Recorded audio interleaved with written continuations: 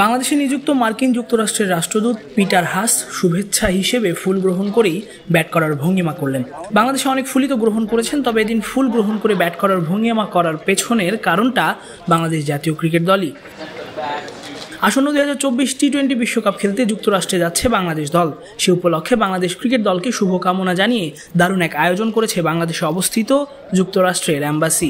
মার্কিন রাষ্ট্রদূতের সঙ্গে উপস্থিত ছিলেন বাংলাদেশ সফরে থাকা যুক্তরাষ্ট্রের দক্ষিণ ও মধ্য এশিয়া বিষয়ক সহকারী পররাষ্ট্রমন্ত্রী ডোনাল্ড লু।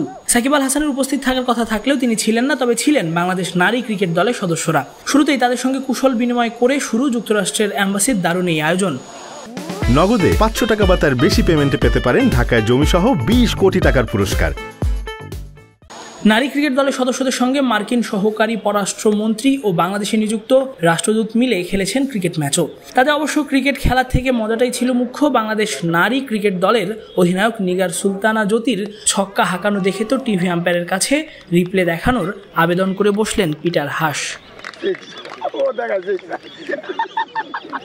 আর বাংলাদেশ সফরে থাকা যুক্তরাষ্ট্রের দক্ষিণ ও মধ্য এশিয়া বিষয়ক সহকারী পররাষ্ট্রমন্ত্রী ডোনাল্ড লু ক্রিকেট ম্যাচ খেলে বললেন, বাংলাদেশ ক্রিকেট ক্রেজি নেশন।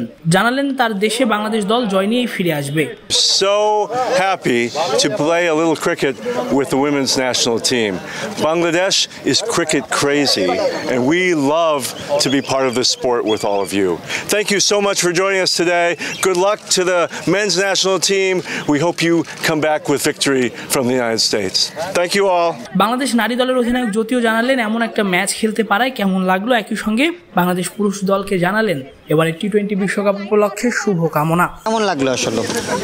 ভালো। আসলে আমরা টোটালি ক্লুহীন ছিলাম প্রথমে যে আসার পরে, বাট যখন মাঠটা রেডি দেখলাম মনে হচ্ছিল যে যেহেতু আমরা ক্রিকেট প্লেয়ার হয়তো বা ক্রিকেট ম্যাচই খেলতে হবে এরকম।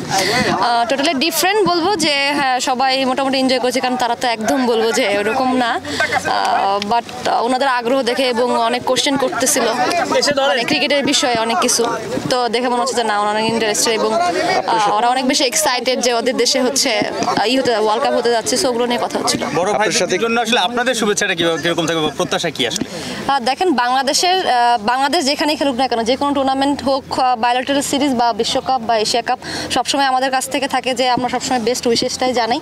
এবং যেহেতু এবার আমাদের জন্য বলবো যে সিনিয়ররা কিছু প্লেয়াররা আছেন যারা ভালো ছন্দে আছেন হয়তো বা, সো আমাদের পক্ষ থেকে সবার টিমের পক্ষ থেকে সবাইকে জানাই শুভেচ্ছা, যেন বাংলাদেশ এবার যেন একটা ভালো টি-20 ওয়ার্ল্ড কাপ শেষ করে আসছে। তাসফিক পলক, ক্রিক ফ্রেঞ্জি।